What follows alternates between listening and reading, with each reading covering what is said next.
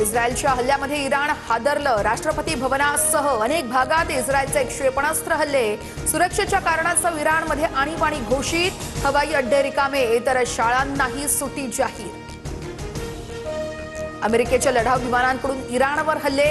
इराणला कधीही अण्वस्त्रधारी राष्ट्र बनू देणार नाही। त्यांचे सर्व क्षेपणास्त्र तळ नेस्तनाबूत करू।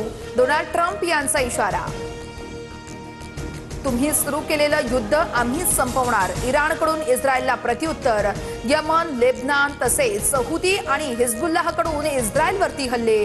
70 बॅलिस्टिक मिसाईल इस्रायलवरती डागल्याचीही माहिती। अजित पवार यांच्या विमान अपघाताला 1 महिना पूर्ण।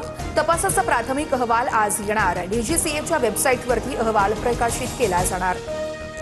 राजकीय नेत्यांनी स्वतःची विमानं बीएसआर कंपनीकडे सुपवली। फडणवीसांनीही बीएसआर कंपनीकडे विमान दिलेलं असेल। मुख्यमंत्री फडणवीस आणि उपमुख्यमंत्री सुनेत्र पवार यांच्या बीएसआर विमानातील प्रवासानंतर संजय राऊत यांचा गंभीर आरोप। तर संजय राऊतांचे आरोप बिनबुडाचे आहेत। राऊतांनी तात्काळ मुख्यमंत्री फडणवीसांची माफी मागावी, अन्यथा कायदेशीर कारवाई करू। फडणवीसांनी बीएसआर कंपनीकडे विमान दिल्याच्या आरोपानंतर भाजपच्या नवनाथ बन यांचा इशारा।